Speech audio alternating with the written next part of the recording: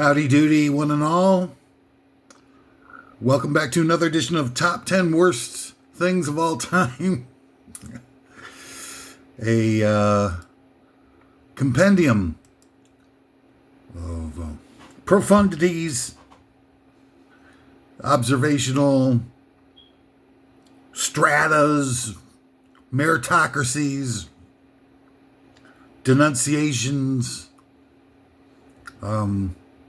all put together as a means of providing some sort of foundational framework for me to pontificate on all matters of dehumanization and Orwellian dystopias and such. My name is Jackpot. Such a pleasure and honor. We got, we got such a great top 10 list for you today. I can hardly wait to trot it out. But before that, time for a little business. I have some disclaimers I'm obligated to enunciate. Number one, I am 100% off my nutter. Completely, not just like what a stereotypical insane person would be categorized as, more or less like somewhere in sort of like a flighty type of a person, maybe mixed in with a little bit of flibbertigibbets, perhaps. Certainly a healthy dose of iconoclasm, and a dash or two of complete and utter insanity. So I can't be trusted. I'm warning you. All the things you're about to hear, totally untrustable. And I can't be relied on. If we ever were like really to become, besties and such, and, we made plans to go to the Russian tea room in Manhattan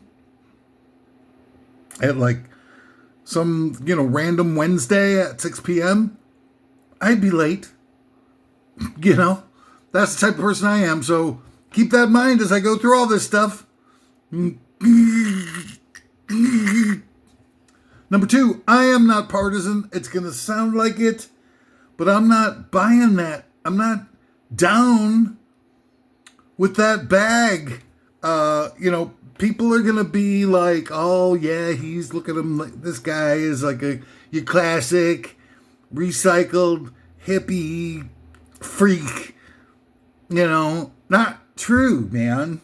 It's not that I'm not a righty or a lefty. I think those are artificial constructs designed specifically to divide and conquer us. Okay? Turn us against each other, the human beings of the world, the few of us that are still sort of have the capability to be able to see through the lies and the deceptions and the obfuscations and the relentless brainwashing that we are subjected to, submersed within.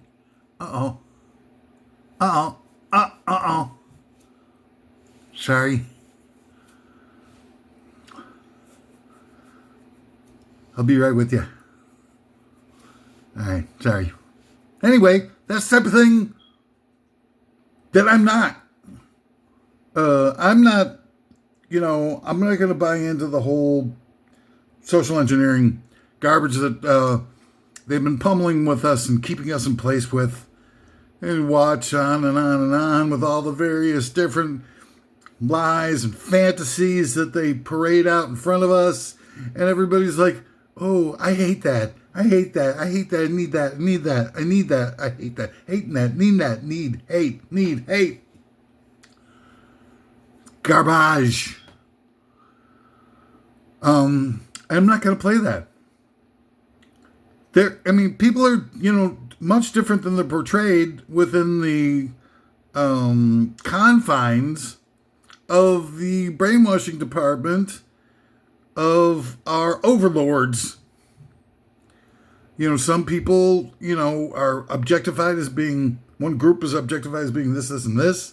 And then they have script writers who will sort of contour the actors and puppets that they have on the other side so that it will conform to the ideas that the other side is scripting to expect out of the other side and this and that. It's all a big show. A really big show. Really big show. I'm trying to create a movement here where we all love everyone and everything except the ruling elite. The only divisions that are between humanoid creatures on planet Earth are not left and right. They're between the haves and the have-nots. Can't you see? Can't we all just get a bong? So, that's what I'm down for, man. And I'm trying to get us all on the same page. So, we might maybe be able to avoid the usurpation of the human race by the next step in the evolutionary process, which is clearly the AI robot. And look, I get it. There's a lot of things about the AI robots that are attractive. AI robots won't really have pain or diseases or anything like that. They can go colonize space. They don't need air. One of the biggest drawbacks of, outer space exploration is the fact that the humans need air and food and all kinds of stuff that makes it difficult for those rockets to just kind of catapult themselves out to the next galaxies and whatnot. But with the AI robots, they'll be able to do that, and they'll be able to spread all the hatred and dehumanization all throughout the universe, and won't that be grand? And then they got all the various different types of counterinsurgency weaponry that we paid for and built for them ostensibly for the Iraq War, which had no real reason. Nobody even knows why the hell we fought that war. People say it's blood for oil, but we already had all the contracts that we needed to be able to extract the oil from pretty much maximum profits out there. And, I think it's just, the whole Iraq War was just like a giant, arms dealership show.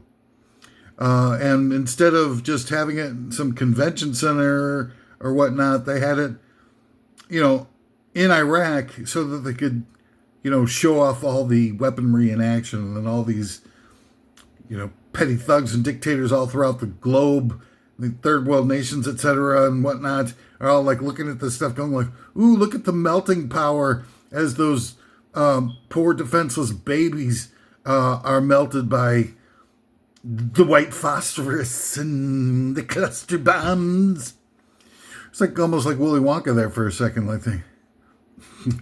A world of pure annihilation, and we'll drop cluster bombs. Sorry. Anyway, so now you know where it's at. Let's do. What do you think? Let's do a top 10 list. Top 10 worst of. Where am I at with this stuff? Oh boy, this is exciting. Today we get into the top 10 worst Pink Floyd albums ranked. Okay, so this is important. I need to spend just a second trying to describe how this works. Most of the time when you see, and I'm busting into the whole music scene in a big way with this video endeavor. But it works differently. Most of the time you see people be worst to best type of a ranking of albums. That's usually how they do it. or if you're looking at Ranker or something like that, I think they do best to worst, but usually works along the lines of some kind of list that indicates that moves towards, that propels one towards the best. But since I'm doing the worst of, mine operates a little bit backwards. So I start my list here of the worst Pink Floyd albums ranked with the least worst. Now, Pink Floyd is a band that there's a lot of really bad albums. Really unfortunate. I mean, I feel like they could have been a lot more than they wound up being. I mean, they started off with an interesting kind of wacko album that was very pioneering in its way. Even though the biggest track of it, See Emily Play, is just a shameless ripoff of Strawberry Fields. But still, they had that album. And then the lead guy was given the Zots by COINTELPRO as they were continuing their purge of all progressive-minded lefties to eliminate them, the threat of destroying the status quo. And dozens, if not hundreds of people were systematically purged by the secret police of the United States, of which I believe, what's his name? The lead sled dog of the original Pink Floyd lineup. What's the guy's name? Anyway, they kicked his brain to the curb with a overdose of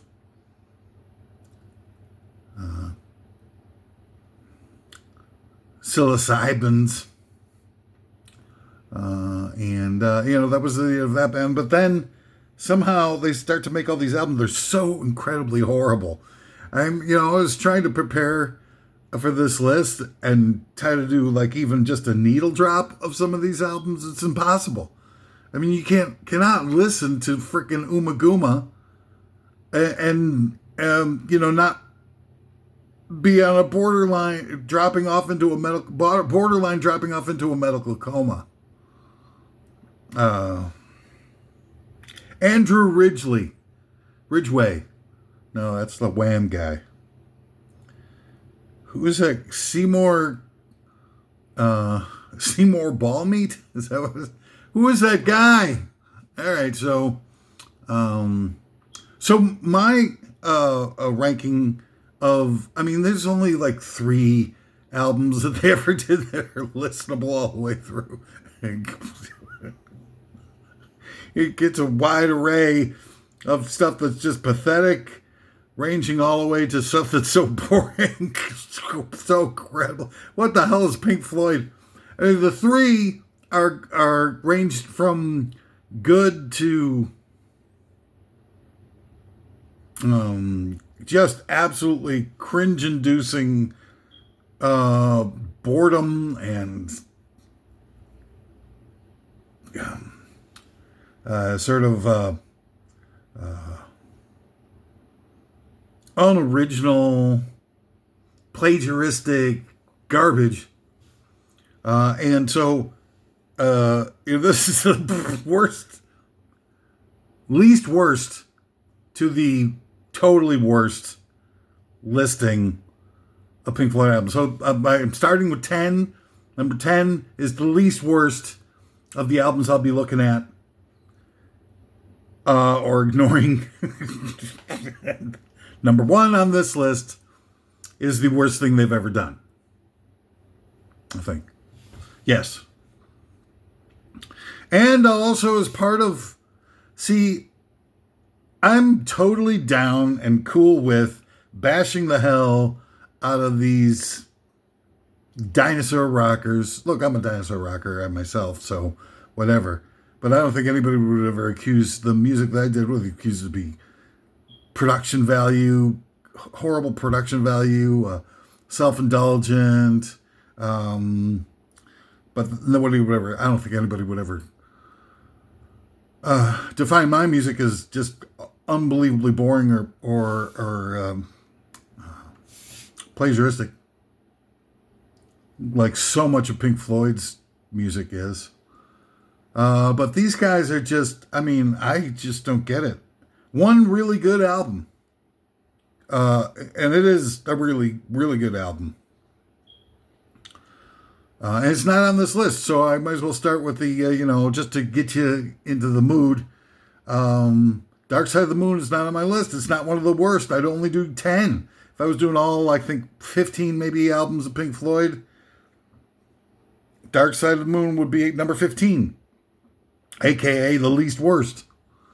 The Dark Side of the Moon is a great album. I mean, it's epic. It's profound. It's, everything from the production of Alan Parsons being just so immaculate, and the diversity of the songwriting and the theme of the whole thing about, death and life and accepting the darkness of our fate in this world. I mean, it's just a complete mind blower. I don't know where it came from, because the album before it is on this list,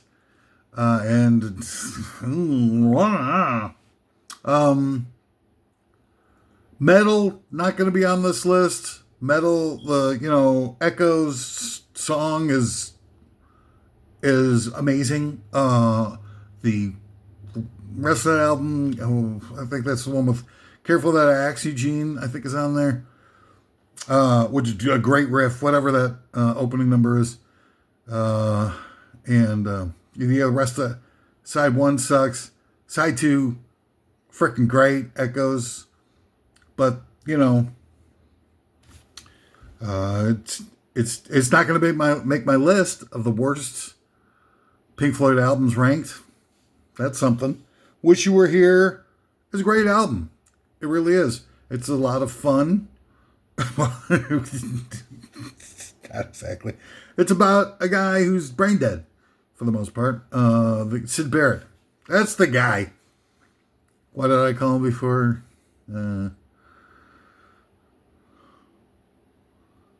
Patty Duke. But that's, it's a solid rock album. It's not great. It is underwhelming in many respects, especially when you compare it to the album that came before it, and boring, and got some good stuff on it. Maybe about a half an album's worth again. Maybe if they combined the best stuff from Wish You Were Here with Echoes, they'd have an album that's as good as Dark Side of the Moon, or kind of in the ballpark. And it would be a great album, no doubt. And then there's Animals, which I love. Animals, I think, is a great album. Classic rock, has never sounded better. And, I like the theme. I'm that type of guy. I'm sort of like the dystopian guy in my fantasy football league. All right, so jeez, where'd that come from? Sorry about that. I guess I shouldn't have had all that goat meat before the taping. All right, so of the top 10, remember, this works in kind of reverse order. The least worst is number 10. The worst thing they've ever done is number 1 on this list. So here we go. Number 10, the least worst of my top 10 is The Final Cut. Released in 1983, was, of course, the last time all the guys that we know and love, Diablo, Cody, and who's the other one guy that's got there? Christian Slater's something. Roger's Water, and Dick Trickle, I think, is in there. And they got the guy with the guitar and stuff. They got all those guys are there.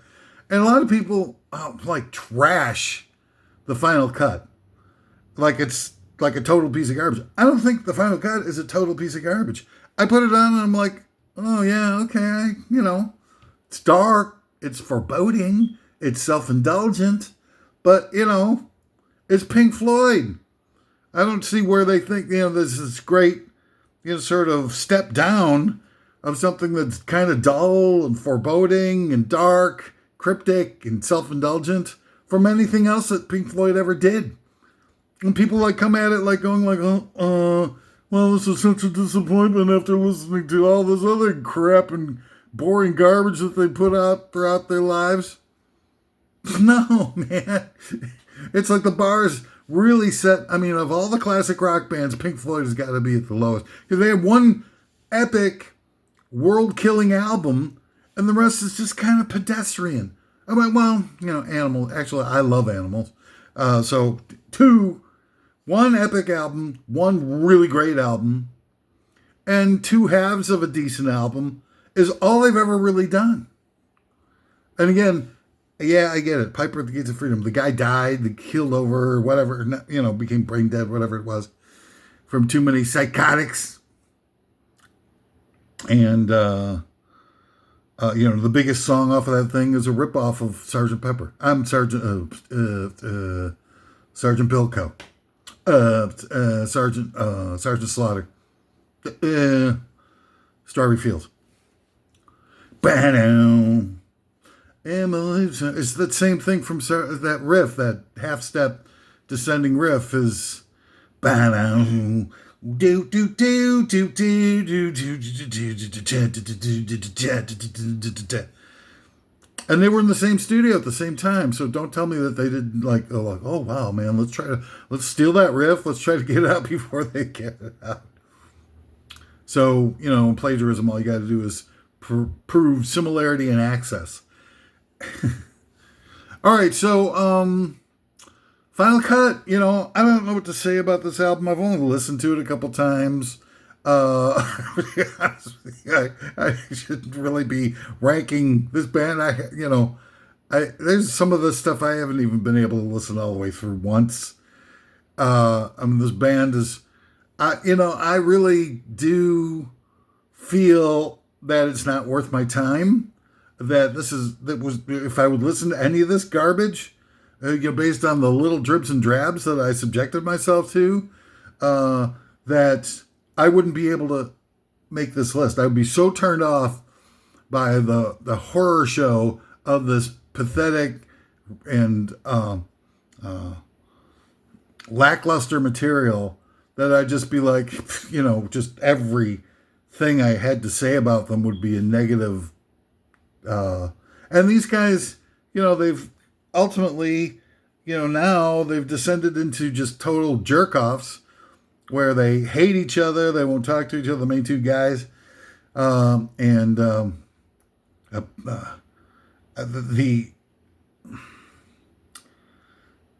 not even worth paying attention to anymore. I'm only doing this because, I'm just trying to, this is my first album review thing. And so I tried to pick up an easy one because,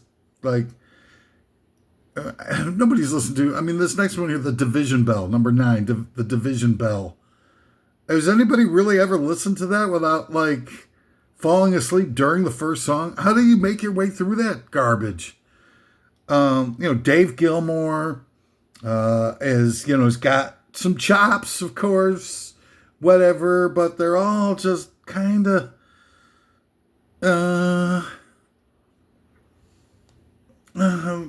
just sort of drawn out and meandering. It's he's got a great sound, obviously, and a great feel for how a melodic lead should fit into music. But if you take all that and you add, I don't know, boring, unremarkable, uninspired songs that you put underneath it, it's not going to save it. And it's almost like, you have ice cream, which is that tofuti stuff, right? That I don't know if you ever had the tofuti, but it tastes like Cool Whip. Have you ever had Cool Whip out of the freezer? Like you have it just like, oh, you got run out of ice cream, was whatever, and so you got sorry, and you got the ice cream and you're like the Cool Whip and everything like that, and you're whatnot. And it's all you got. So you eat the Cool Whip and it's just like tastes like wax. Uh, like kind of like the ultra cheap. If you ever had the filling from inside the ultra cheap cookies and stuff, and that tastes like wax, or you get that waxy aftertaste when you have a Dunkin' Donut and it's in your mouth, and you're like, oh my god. And you can't get a candle near it because your whole mouth will light on fire because all the wax that they use. I think they use a lot of paraffin and wood chips and stuff like that in our food these days.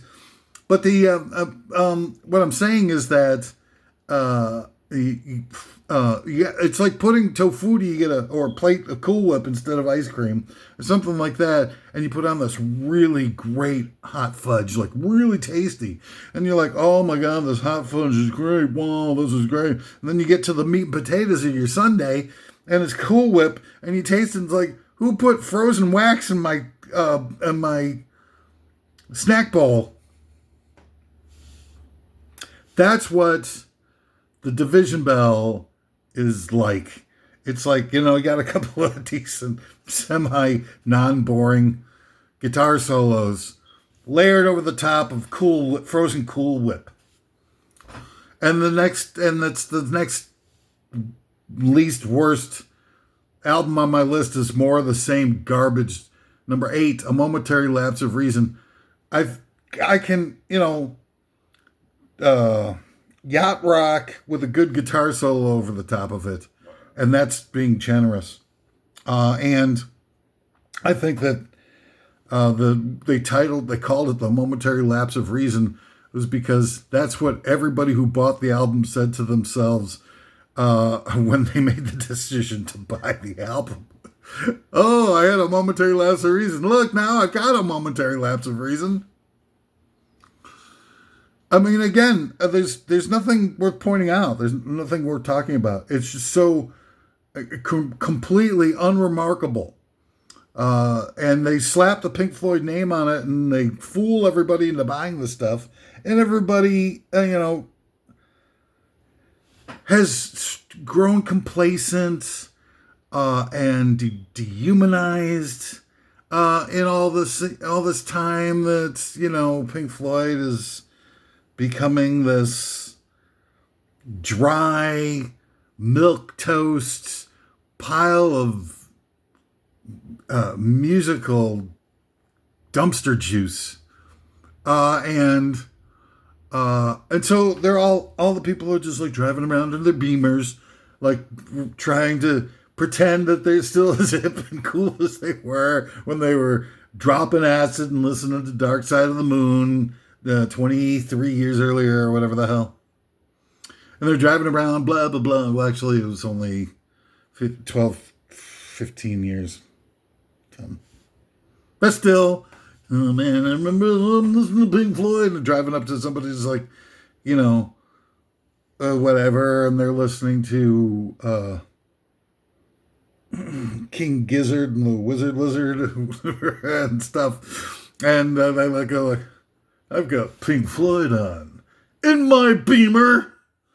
And it's just like, man, what a waste of time. When you think about things like that being popularized, it makes it a lot easier to comprehend why the world sucks so much. Right? If that's the types of things that people go for, then people suck. Seriously. And you find that there's just so much. Oh, I forgot. I've got alternate choices for all these albums. So let's go. Let's circle back, rewind for a little bit, and go back to the least worst starting block, number 10, The Final Cut. And I'm not just here, like I tried to allude to earlier, and I lost track or whatever. I'm not here to just kind of bash on things. I'm here to help. I want life to be better. I'm not here just to, make hay while the sun shines on these pooped out jerk offs. I want to provide alternatives that might, give you a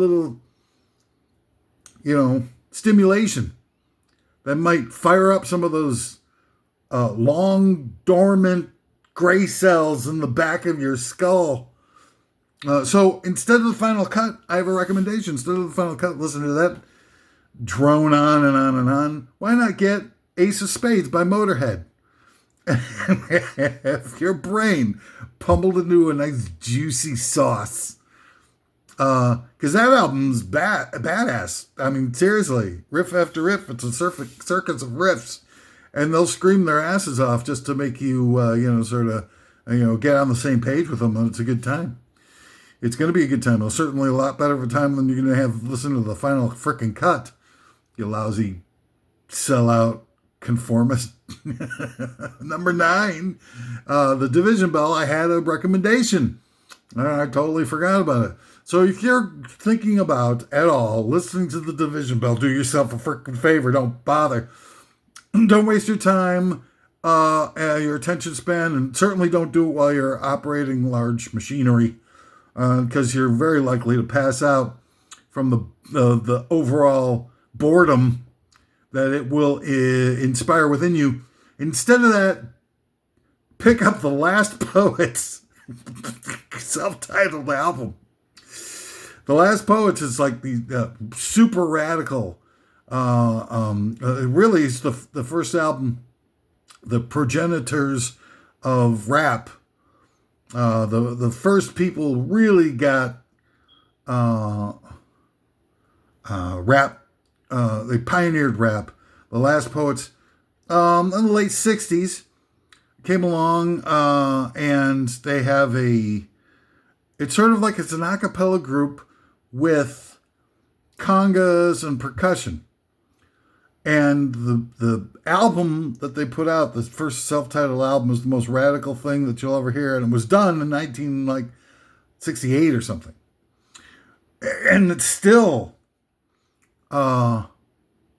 just beyond anything that anybody ever can conceive of, really. I mean, it's just that pioneering, and it's not for the faint of heart.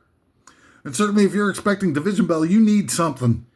If you were thinking about for a second about listening to the Division Bell or buying it or anything like that, you need a shot in the arm. You need something to wake you up out of your slumber. You're you're teetering on the edge of being dehumanized to the point of no return. Get that Last Poets album, put it on, open your mind. Try something new, because the thing that led you to the Division Bell crossroads isn't working. Okay, it's not working for you. It's not working for anybody around you. Everybody around you is probably talking behind your back, thinking, what a dullard he is. What a cheap, useless waste of life. I guarantee you they're saying it. You put them in the car and whip out The Last Poets. Those cheap jerk-off backstabbers in your family who've been calling you a waste of flesh behind your back are going to be like looking at you like you're dangerous. You don't know. They don't know what to expect from you. I give them a totally new perspective on who you are, that you would play something like this, that you would be open to something that diverse and that revolutionary. And it's revolutionary. We're talking about something that's 60 years old or whatever the hell. And it's still revolutionary. Because it's honest. We haven't had anything honest in music in so long. Nobody even realizes that was what made so much of music so great. Because it was honest. It was, it was people doing what they loved to the highest level they possibly could, with the most amount of passion and commitment to the artisanship within it and the expressiveness of it. And that's why everything sucks so much, because that's gone. That part of it has completely been sterilized and removed from the equation by the corporate toadies who run the music industry. It's almost as if they were like directed to remove all the humanity from that particular artistic endeavor. Although I wouldn't say anything like that or even imply it. Where were we? All right, so momentary lapse of reason. Again, this is momentary lapse of consciousness. It's more like it, right? All right, so my suggestion, if you're thinking about listening to momentary lapse of reason, I'm here to help, okay? I'm talking you off the ledge here. You need to pick up the Mahavishnu Orchestra's Inner Mounting Flame, because a momentary lapse of reason is like, if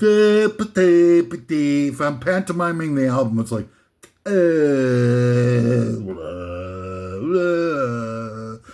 if you're listening to pantomiming of the Mahavishnu Orchestra, would go something like this.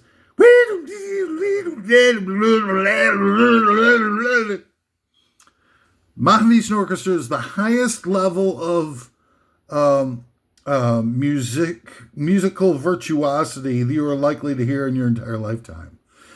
It is instrumental, but this album features the greatest musicians that has ever been created on the face of the earth, all playing together, all on the same page, highly attenuated, in touch with each other's nuances, everything like that. It's just so beyond everything that you've probably, a person like you who would go out and actually buy Momentary Lapse of Reason would probably never even imagine that there was something that intense and that expressive that anybody's ever been able to create in this world. It's going to blow your mind. And once your mind is blown, maybe it'll stay open long enough for you to be able to find a little sense of humanity and spirit within your pathetic sellout life. Jerk off. Number 7. Because now we can toggle back to, I'm caught up with my replacement suggestions. Number 7 of the least worst Pink Floyd albums is The Endless River. And I only bumped that up to the other two piles of crap. This is one they did in 2014 that was a dedication to one of the guys that keeled over. It's just a bunch of, like, it's a pastiche of little dribs and drabs that they had that they put together. And it's more just same of this whitewashed garbage. It's unremarkable. I could not possibly listen through to the whole thing. And not to say that I'm all that great, that I'm above it. It's nothing like that. I just physically cannot, endure it. Right? I would rather listening to the, what's a good one there? I would rather listen to someone pass wind after eating nothing but Taco Bell for an entire year for an hour, then listen to the entirety of The Endless River. Maybe, I don't think that's just me. I think that people are just so incredibly turned off, dulled down, detached from their own, souls, that there's just, there's no way that they can even see a perspective of themselves. They can't even get the objective truth about themselves anymore, about how boring they become, and how they're just sort of mailing it in. They're mailing it in for their whole lives. If you're listening to Endless River, you're mailing it in. You're on autopilot. There's no possible way you can still be an authentic, engaged human being if you're listening to Endless River. Endless tripe. Endless garbage. Endless boredom. All right, so the album that you should get instead of Endless River, and this is how this should work. I remembered. Now we're this is clicking the way I intended to. The album you should get instead of Endless River by a guy named Brian Eno, and it's called Here Come the Warm Jets. Okay, and here's what. Brian Eno started off in a very sort of, I don't know, like almost quasi-progressive band that kind of started off in the, with Ziggy Stardust era of Bowie and the Mark Bolan era of music. I think later on they got onto something a little bit more fusiony, but first two albums combined like a really unique experimental pop rock with an experimental avant-garde guy by the name of Brian Eno. After a couple of albums, it just was too much of a duality for them to all kind of stick around. Brian Eno went solo, and he made this album called Here Come the Warm Jets, which is one of the greatest albums in the history of albums. Okay, it's sort of like a pop album, but every song is like deeply twisted, and he's got, master musicians that appear and drop in for cameos and stuff like that. Robert Fripp, I think Phil Collins is on there. And Phil Manzara, I think, drops by, who was in Roxy. But this album has got just so much unique, lyrics are just out of this world, and the music is so diverse and so deep, and the production value is so rich and lush. And it's just, it's like an album you can listen to 1 billion times and still, groove off of. And it'll turn you on. It will turn you on you'll start to see colors in a more vibrant way. It's that type of thing. It's really that profound of an experience. I want you to have that type of profound experience. I don't want you to be dulled down anymore by the likes of latter-day Pink Floyd, when there's so much else that's out there that's just so beautiful and liberating and emotive. It doesn't have to be this bad, people. I'm here to help. Number 6, A Saucer Full of Secrets, okay? 1968. This is the one that came right after Syd Barrett got his brain fried. And it's just, again, another album is just utter garbage. And there's nothing redeemable about it. It's a waste of time. How these guys ever got that album released? I mean, they must have been the record executives must have been on an enormous amount of psilocybin, like mushroom caps and ayahuasca, and maybe even a bottle of Jack Daniels. I don't know what it was, but these guys definitely got lucked out. And you think about all the millions of people in this world who are doing like such expressive music and great music, and giving themselves fully over to trying to make it as big and bold and raucous as they possibly can, and they die out in obscurity, never get signed, never get any deals, never get any albums released, never get to tour, never get to do anything to the greatest extent possibility to self-actualize with their heartfelt music. And Pink Floyd gets to make Division Bell, A Momentary Lapse of Reason, Endless River, and Saucer Full of Secrets. And it's getting worse. It's getting less. Wait, how does it work? It's getting less, not worse, as we go. Because these albums get worse. Every next one is worse. So this is number 6. Number 5 is going to be even worse. Okay, how do these guys? What the? I've long asserted that these things are just completely. People are off their nutters. They are that are trying to get this. I mean, they're even worse than me.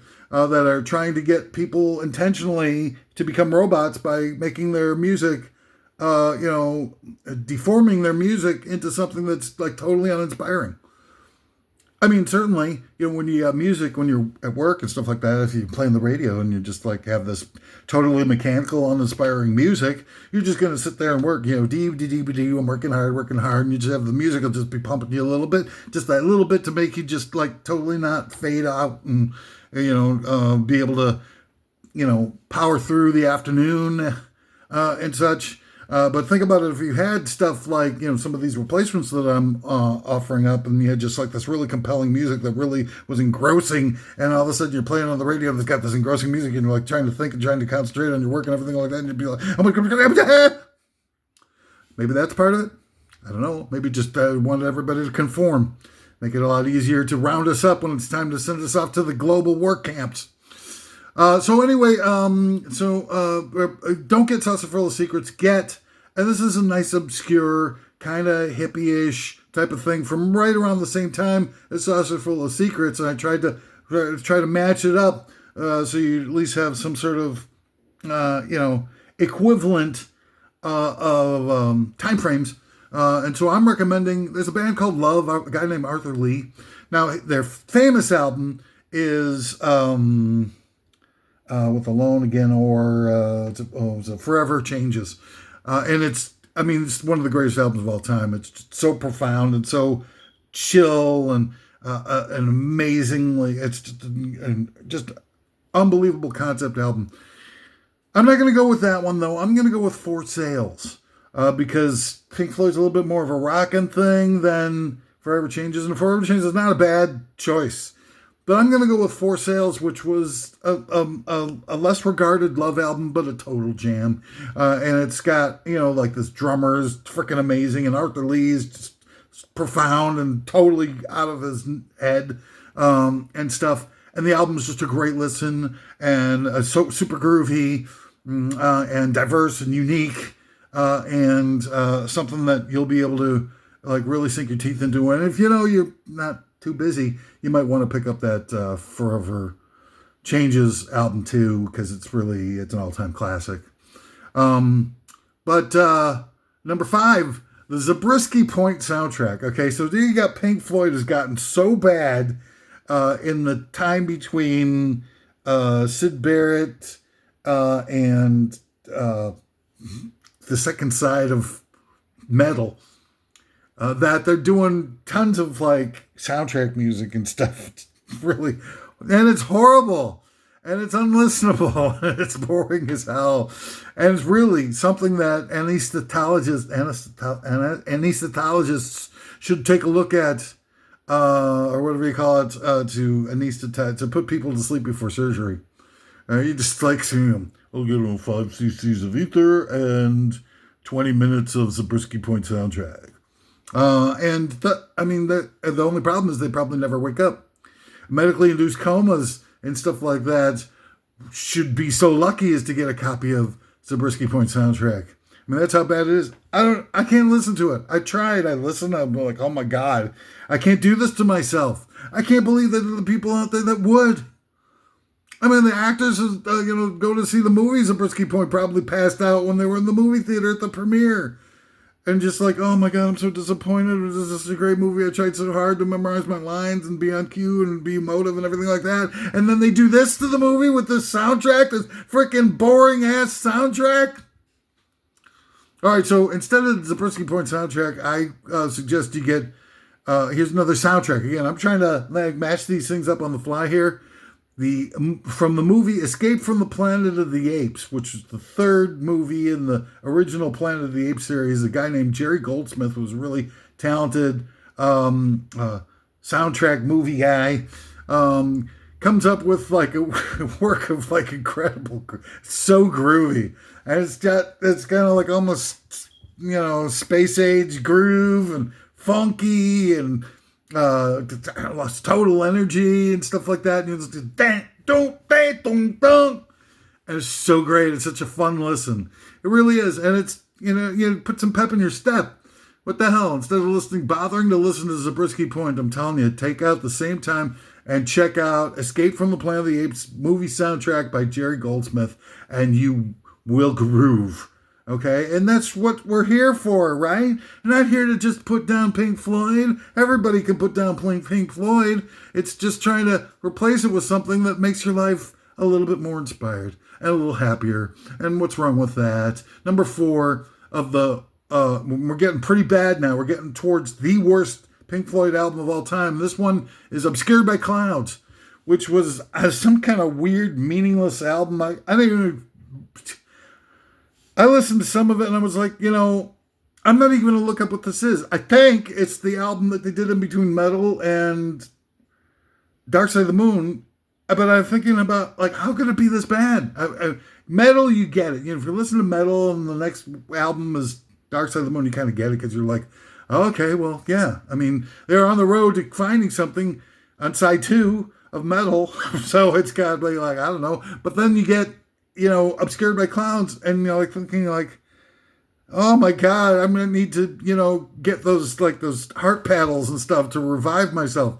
I listened to Pink Floyd. I toyed with the idea of maybe renting one of those heart defibrillator machines in order to make sure that if I was on the verge of thrombo or something from this boring ass piece of plastic garbage, that I'd have something around to be able to try to revive myself. That's how bad it is. So I got the perfect replacement for... Don't worry, I got the perfect replacement for this. And number 4, it's John Coltrane, A Love Supreme. Come on, it's a slam dunk. Again, it's all instrumental and stuff like that, but John Coltrane, it's the Love Supreme album was just his tribute to, life and the gift of life and everything. And this was a guy who was, again, sort of killed off during the purges that our secret police committed all throughout the mid to late 50s and throughout the 60s. And it's still to today.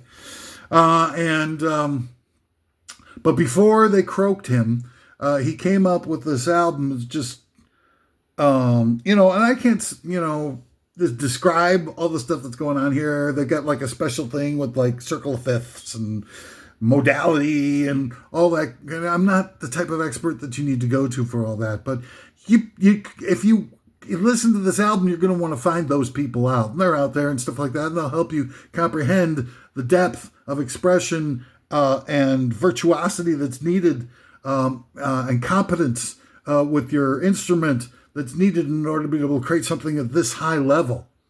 It's just, if you take, it's sort of when combining John Coltrane's A Love Supreme to Stink Floyd over here, you wind up, it's not even the same ballpark. I'm telling you, you need to, I'm just advising you, not telling you, I'm advising you that if you really want to live while you've got time in this world, and it's running out, and they're dehumanizing us faster than hell. I think they're trying to make us more robotic so that when they bring in the AI cybernetic robots, it won't freak out the AI cybernetic robots. If the AI cybernetic robots were deployed in a world where everything was all a bunch of John Coltrane's all the time, the AI cybernetic robots would do that little thing where their head spins off, does not compute. There's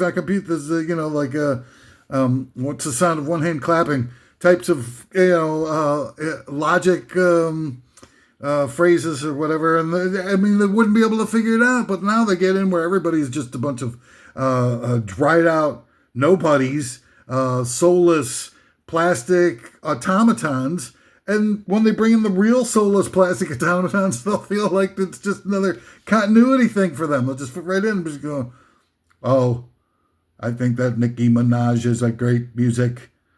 What do you think, fellow humanoid?" Whatever. I don't know. I can't figure all that stuff out. That's up to, it's whatever. So, number 3. We're going back to another soundtrack, another stinker. Stink Floyd, back in action with an album called More. It's from a movie, I guess, called More or whatever. I didn't really look at it much, to be honest with you. I heard a drib and a drab. And there's one good song, the opening song. Oh, wait, no, I'm getting confused with the soundtrack that the Kinks did. There's nothing good. It was More. And you should put the word no in front of it so it says the title is No More, as in, please, I don't want to listen to this no more. It's just, I mean, just really, Pink Floyd, on the strength of one album, I guess they've done, the Rock and Roll Hall of Fame put a lot of people into the Hall of Fame on the strength of one. Oh, they did have that Live at Pompeii album, which is really, really good. I don't know. I don't want to get into that whole side thing. I'm already over an hour on this video. But more is like, you remember that? Nobody knows this, apparently, but the movie called Oliver from, I think, the 60s, and the kid, is in an orphanage, and at the time, they're feeding the orphanage kids like a tablespoonful of gruel, kind of like the Nike corporate ownership would feed their sweatshop workers in today's day and age, so you maybe can relate to it. But this kid Oliver, he's not chained to his workstation like they are in modern day sweatshops. He goes up and he goes with the empty bowl. He goes, "More, please." Well, this album, More, by Pink Floyd, is worse than a tablespoonful of orphan gruel, and you're not going to want any more of it. Instead, look, if you're dull enough to want to listen to this tripe, you need a shock to the system. You need something big. You need something heavy to wake you up out of your slumber. And I got it right here for you. It's an album called Hold Your Horse Is by a band called Hella. Hella is, I don't know if you're ready for Hella. Really, Hella might be too much for you. You might not be ready. I would suggest listening to, oh my God. I would suggest maybe trying out tipping your toe in the pool with Motorhead, and if you can handle that, then check out Hella. Hella is the most rockin' stuff that's ever been. Really, it's like, I don't know what they call it. It's like math rock or something, or whatever. But it is so heavy and so great and so powerful and expressive. And these guys are just loving what they do. Every note is just completely articulated with bad intent to rock your ass off. And it will, if you let it. That's the question. Will you let it? Number 2, Umma Gumma, 1969's disaster piece.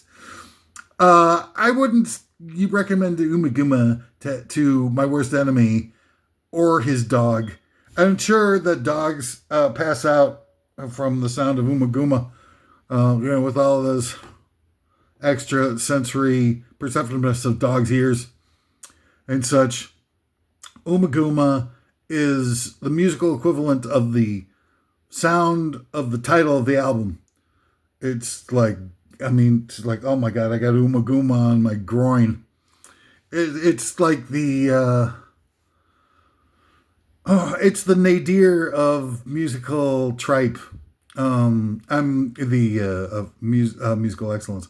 There is no way, shape, or form to actually enjoy Umma Gumma. You will tell your friends, you'll make up a bunch of lies. You're going like, oh yeah, I get it, man. That's really heavy, man. Pink Floyd, something really cool, man. How you doing, man? Would you like to get any buttons? You got any buttons? Psilocybin buttons. You will lie to your friends to tell you that it was worth your time and that you were, totally grooving off of the esoteric avant-garde nature of their musings. But you will be lying because there's nobody on earth that thinks that Umma Gumma is any good.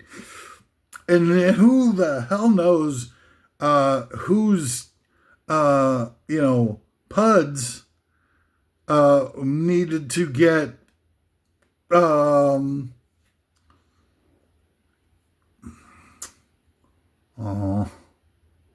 catered to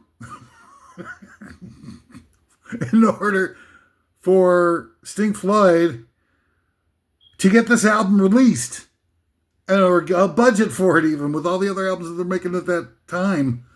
It just doesn't make any sense. What you really need to get for number 2 on the list, Emerson, Lake and Palmer's Tarkus.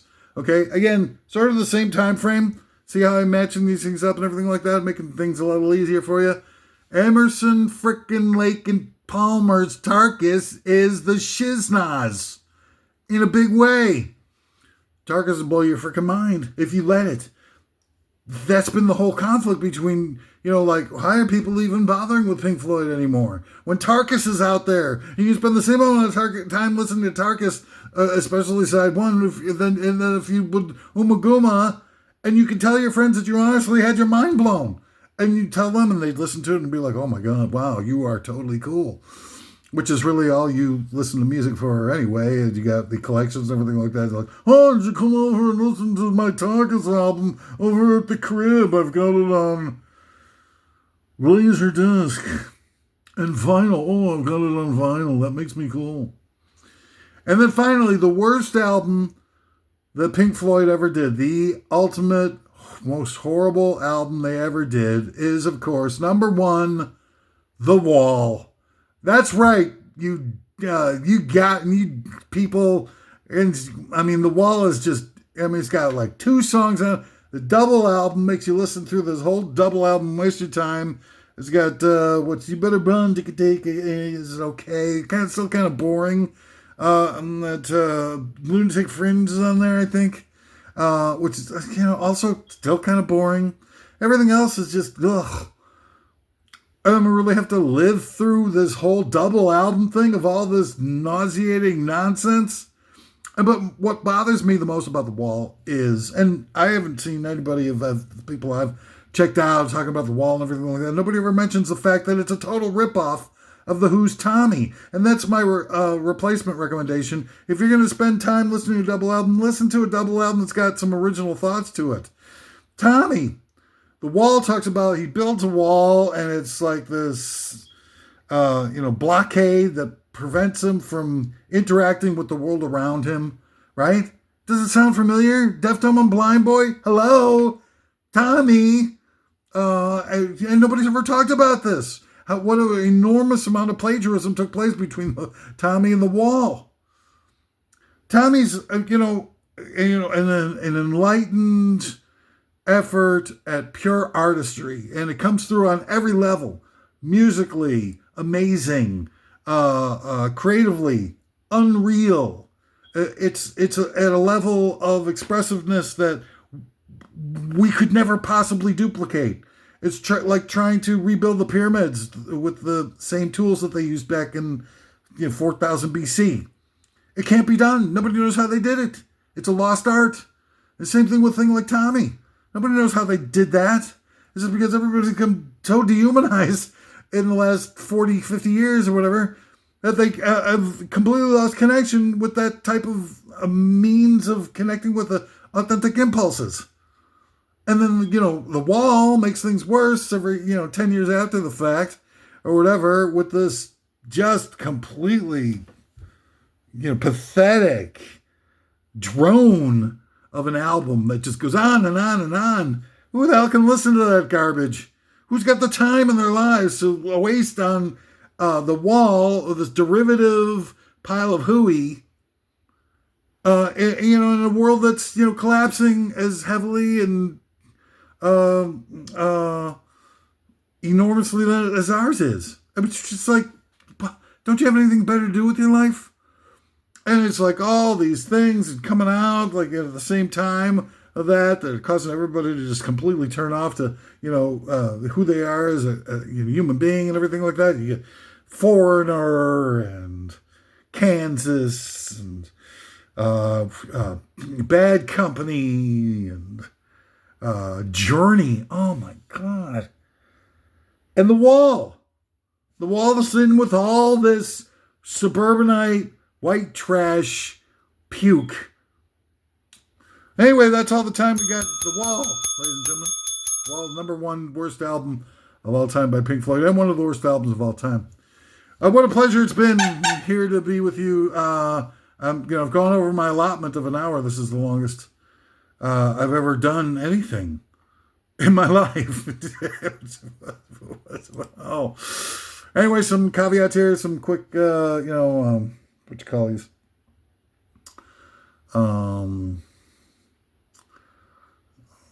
Things that I can't be responsible for. I forget the word. Everything I said here is opinions, not of my own, but bestowed upon me by Almighty God, or whatever generative, semi-intelligent power that created the universe. I don't know. It's above my pay grade. I'm simply channeling these things through the universe that come through to me because I quiet my spirit and I let it just flow, man. It's totally cool. So, those of you who want to dump their own emotional baggage on me, hit me up in the comments, dude. I'm just, I'm full of so much pain, loneliness, regrets. I've done everything, it's just a complete failure. Okay. And through, some fault of my own and some, a lot of backstabbing going on and stuff, in a world that just doesn't accommodate somebody like me anymore. So I feel like a pariah walking my way through life, sort of like, trying to, I do laugh and I smile and whatever thing, but it's just all chemical. It's nothing to do with, my ability to be able to find, anything pleasant within my life. And it's, so if you're thinking about, this is a guy I would like to see get tortured when they start opening up the boxcars down to the work camps in South America. But I'm on the tail end. I'm on my last leg, so I don't know if I'd survive the trip. Hey, why not, if you feel inspired or creative, why not, join me up on my Patreons and leave a tip or something, because the physical ailments are threatening my life almost to unsurvivable levels. No, yeah. So why not click the like button, subscribe for me, you filthy animal, and let's try to get through this mess together.